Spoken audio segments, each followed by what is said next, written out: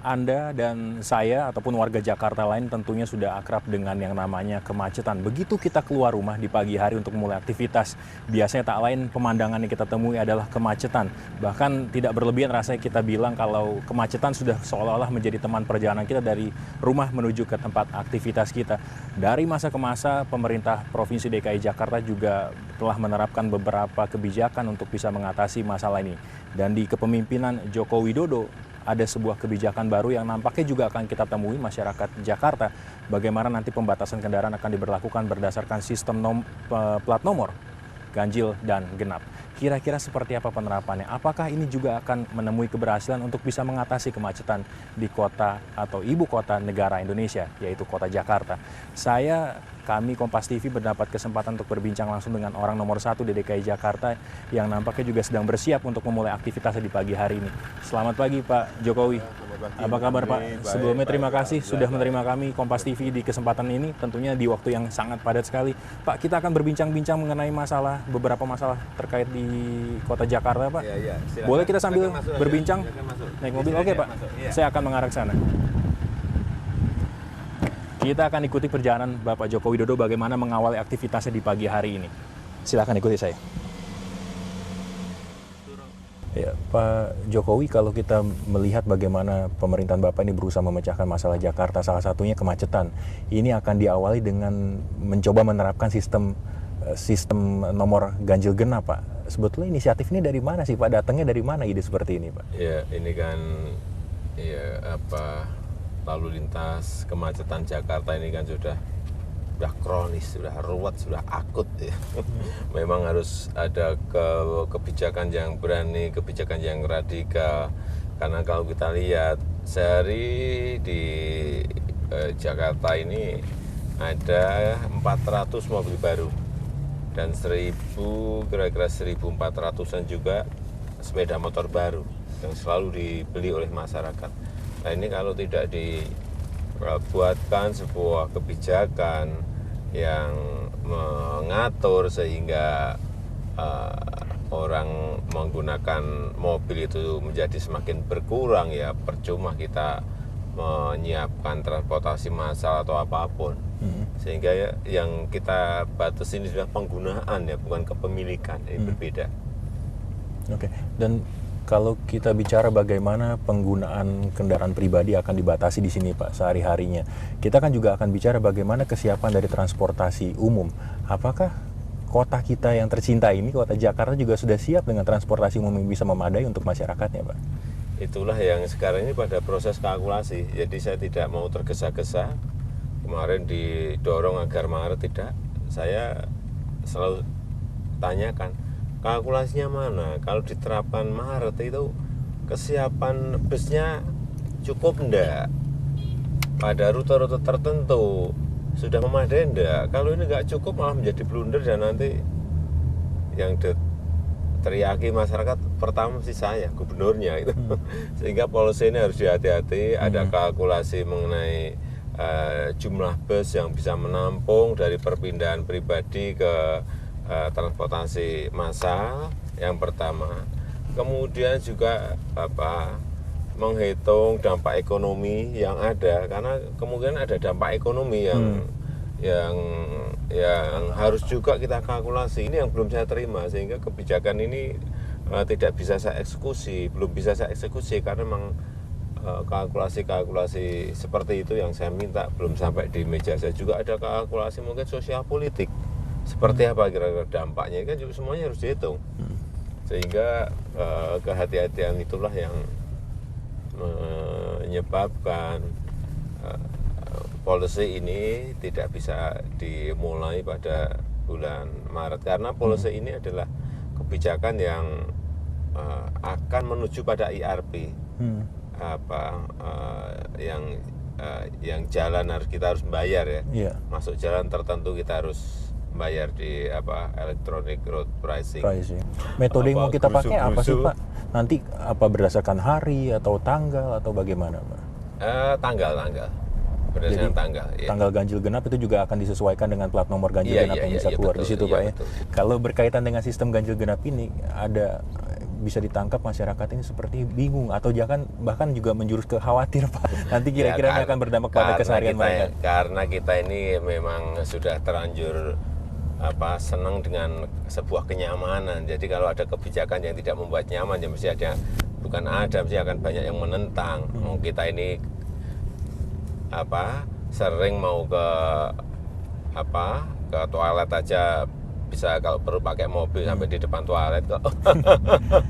Ini yang kenyamanan itu membuat masyarakat juga dan itu perlu waktu yang panjang. Kayak yang dekat aja di Singapura, membawa masyarakat dari mobil pribadi kepada transportasi massalnya itu butuh waktu 7 tahun. Pak, ketika pemerintah berusaha tampil tegas dengan solusi kemacetan ini Pak, ternyata di satu sisi bersamaan juga memberikan kesempatan bagi masyarakat untuk bisa menukarkan plat nomor mereka, terutama bagi mereka yang punya kendaraan lebih dari satu.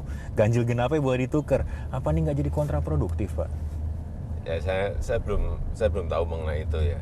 Tapi kalau ada ya menjadi sebuah kontraproduktif bagi kebijakan ini. Tetapi saya belum tahu, memang belum tahu.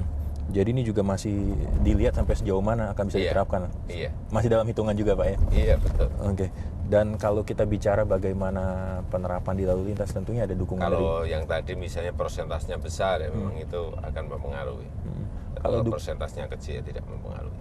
Dukungan dari Polda Pak, ini tentunya penting Pak. Sejauh mana Pak, bagaimana perkembangannya? Sangat dukungan Polda ini sangat penting sekali. Tetapi sampai saat ini beliau-beliau yang ada di Polda semuanya memberikan dukungan, dan kita selalu kan diskusi, rapat, meeting itu selalu dengan Polda, dan yang saya senang komunikasi seperti inilah yang saya kira diperlukan dalam rangka membangun sebuah kota, mengeluarkan sebuah kebijakan. Dukungan seperti itu yang diperlukan. Ya.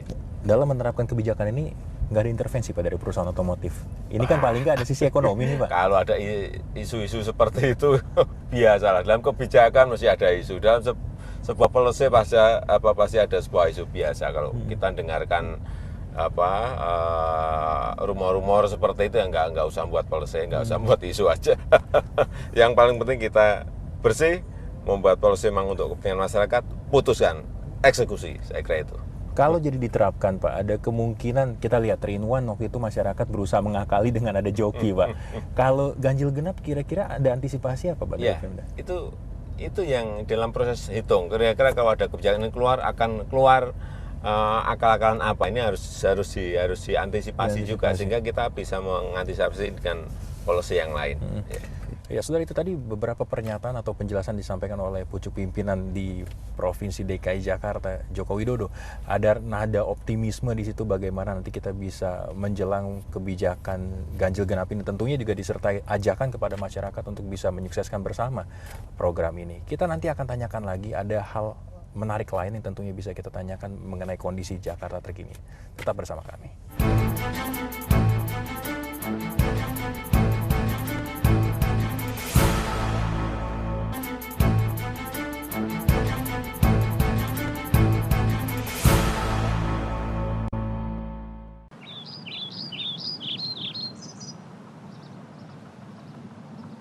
Ya, saudara, permasalahan ganjil genap sudah kita bicarakan tadi sekilas dengan Gubernur DKI Jakarta Joko Widodo. Namun ada hal lain tentunya yang bisa kita perbincangkan. Salah satunya mengenai anggaran pendapatan belanja daerah atau APBD. DKI mempunyai dana yang cukup besar, hampir 50 triliun.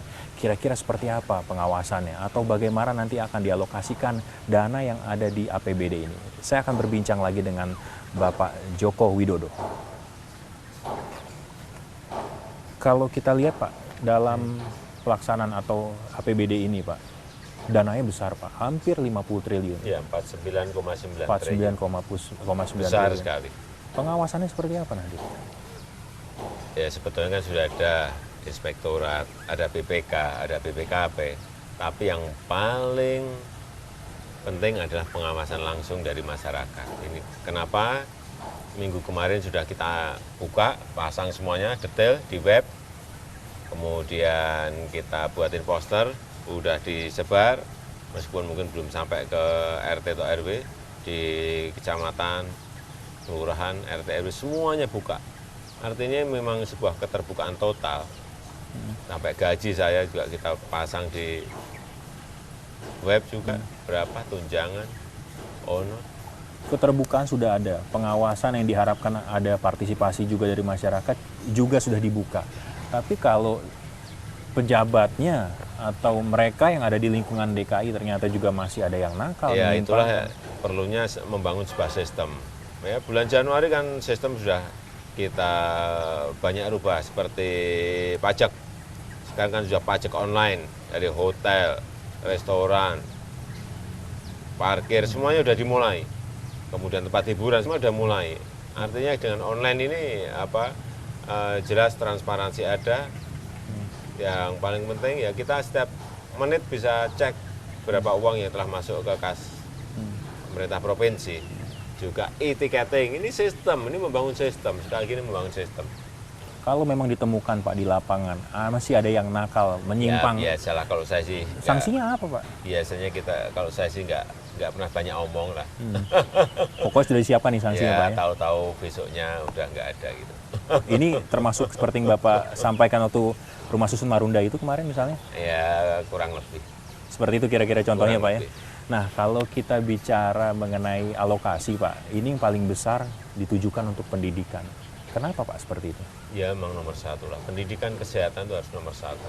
Karena itu kebutuhan dasar masyarakat, kebutuhan dasar warga itu yang harus diutamakan. Percuma kita membangun infrastruktur baik, tetapi bidang pendidikan, bidang kesehatan nggak diperhatikan secara khusus. Ya memang bidang itu yang menjadi kebutuhan, karena itu merupakan kebutuhan dasar. Dan itu kelihatan kan. Sekarang ada kartu Jakarta Pintar yang ngantri banyak sekali. Ada kartu Jakarta Sehat yang ngantri banyak sekali. Rumah sakitnya meludak, nggak bisa menampung. Inilah program yang memang ditunggu masyarakat. Ya seperti itu, kalau ada kekurangan, rumah sakit penuh, ruangan penuh, itu tugas kita untuk memperbaiki, tugas kita untuk membenahi.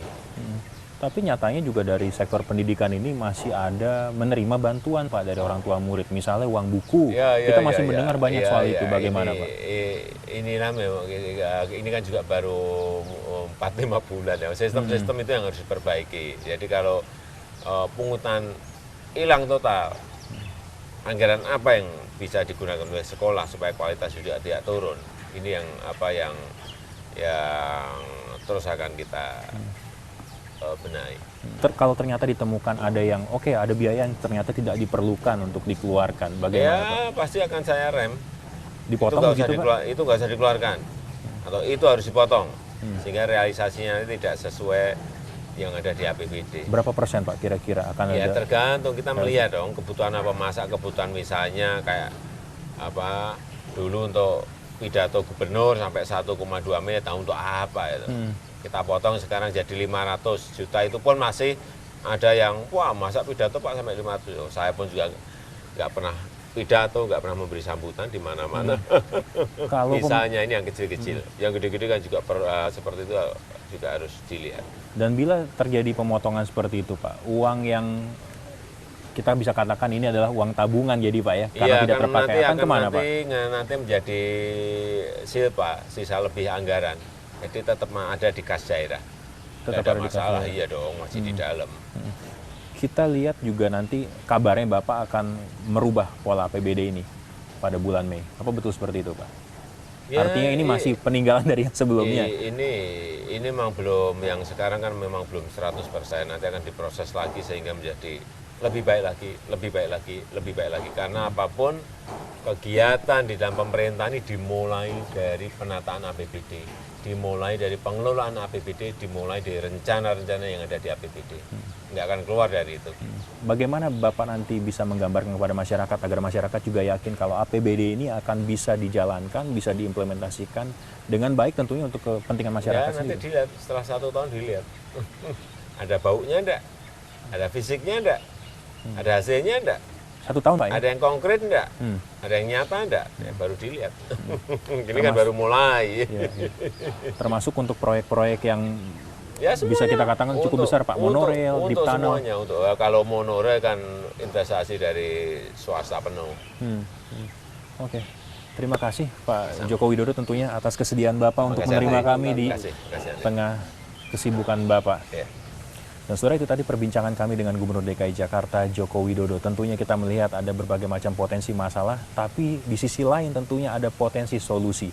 Kita harapkan semua bisa berjalan sinergi dan tentunya untuk kepentingan masyarakat bersama di kota Jakarta yang kita cintai ini.